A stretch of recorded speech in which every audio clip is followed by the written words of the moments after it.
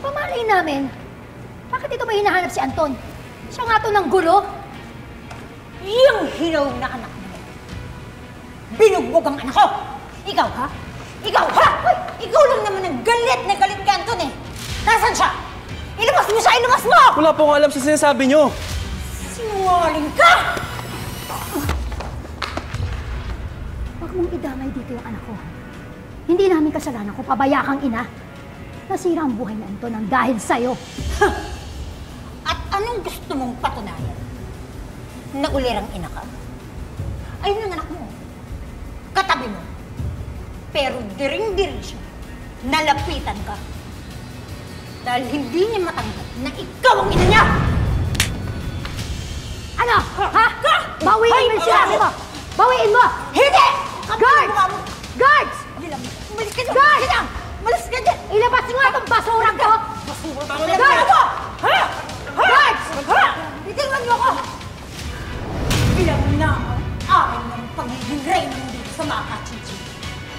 At kayong dalawa, yung prinsipeng siya mo na yan, lalabas din ang mga baho niyo! Itilman mo ko sabi! Tatadyahan ko na! Alis! Alis ko! Iwan mo ako! Itilman mo ko sabi! Alis!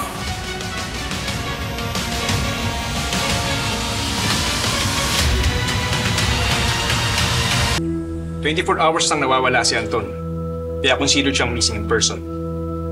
At ayon sa preliminary investigation namin, may nakaaway siya at ang kanyang grupo laban pa sa isa pang grupo na estudyante dito. Ituro niyo yung sinasabi niyong nanggulpi sa inyo.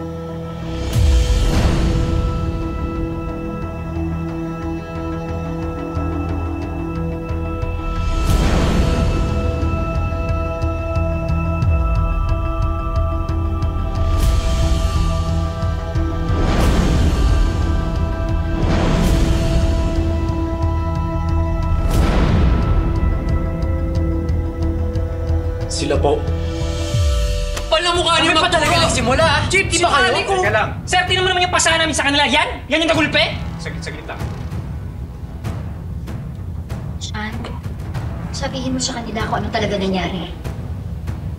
Sige na, anak. Sabihin mo kung sinong gumawa sa inyo.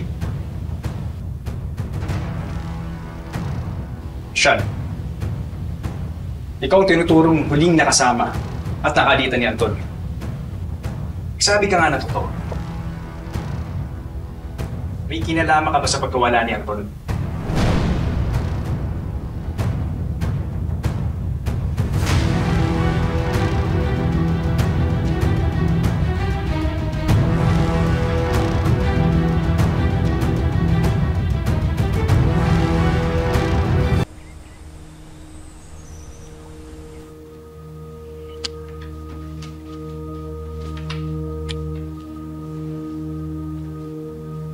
Pwede mo bang gawin yan na walang warrant?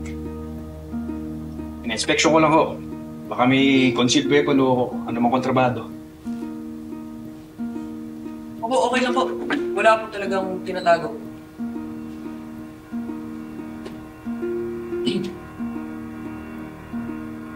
Anong ginawa mo ng Netflix na tapo?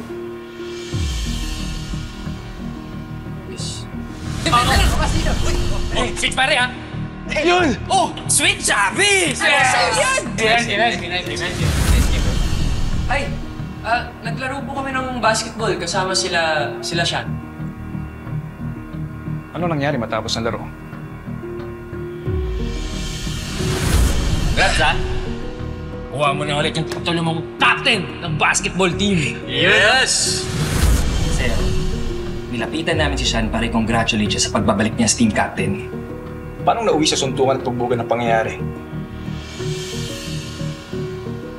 Bigla akong dumating nun sina Anton, si Mad, si Bryce, pati na yung ibang ka-team nila. Ikaw nang nihira sa akin sa school, no? Kapal naman ang mukha mo. Lahat na lang inagaw mo eh. Galit na galit si Anton. Pinagbibintangan niya si Sean na siya yung sumira sa buhay niya.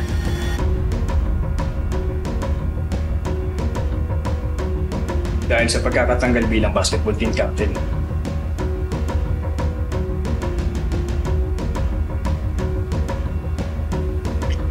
isa rin po yun sa dahilan.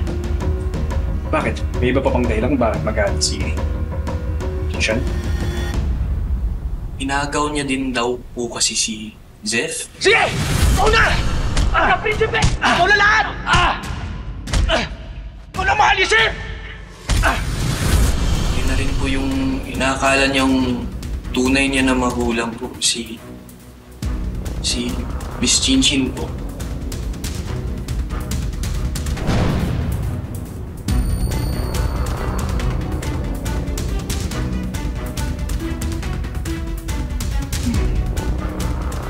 Inagaw ang girlfriend. Pati ang position sa basketball. Pati na rin ang magulang.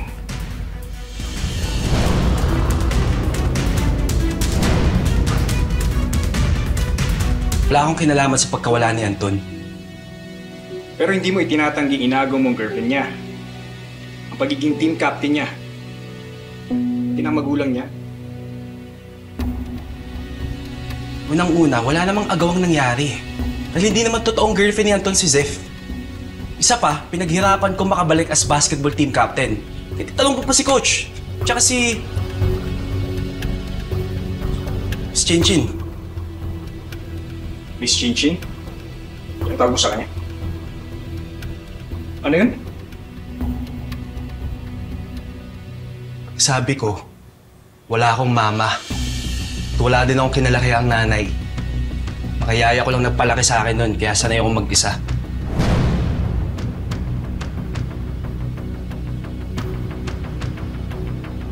Pero ngayong matanda na ako, mas hindi ko kailangan ng taong naghahanap ng papapractice ng maternal instincts niya.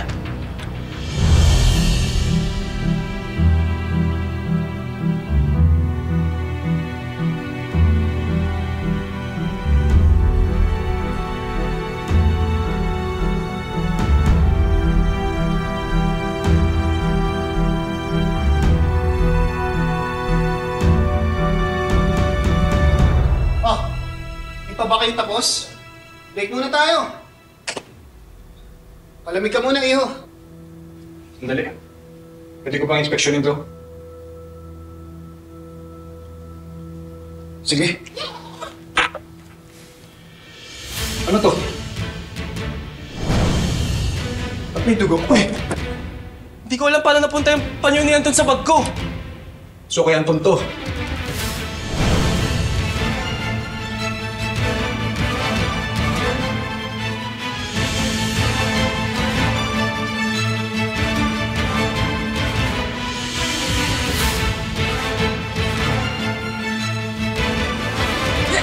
Sean, anak, huwag ka mag-alala, akong bahala sa'yo, ha?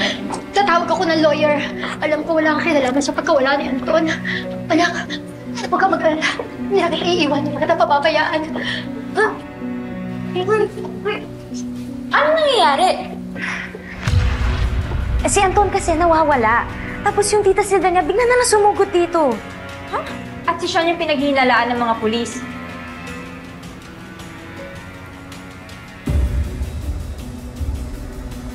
Sir, magsabi ka sa akin ng totoo. Anong alam mo? Nasaan si Anton?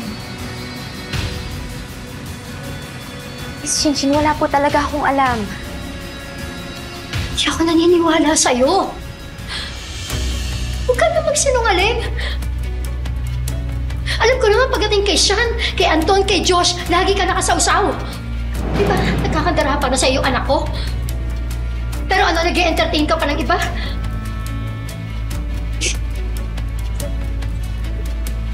Isa lang ha. Alang-alang kay Sean. Sabihin mo na sa akin. Nasaan si Anton? Nasaan si Anton? Miss Chinchin, pwede po ba kahit ngayon lang po, isang tabi niyo po yung panghusga niyo sa akin? Ang mahalaga po ngayon si Sean. Willing po akong tulungan kayo eh. Kakampi niyo po ako, Miss Chinchin.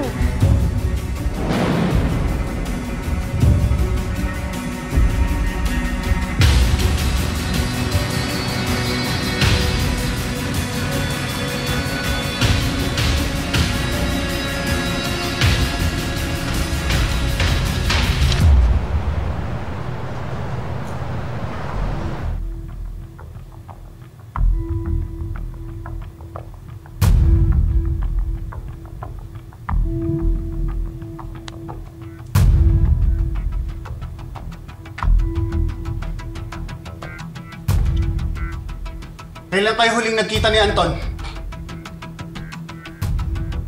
Nung Miraculous po. Katapos ng gulo sa basketball court, alam namin nagkita pa kayo ni Anton.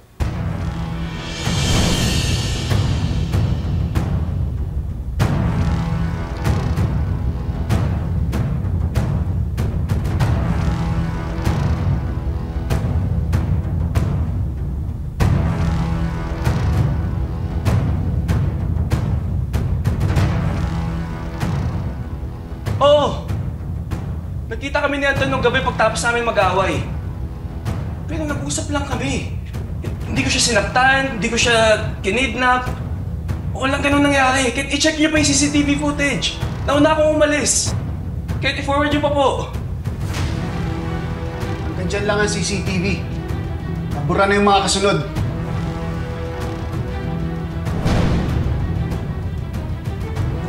Sean Rodente. Dahil sa CCTV footage na yan at nakitang dugang panyo ni Anton sa bag mo, inaaresto ka namin sa salang kidnapping kay Anton Mendoza.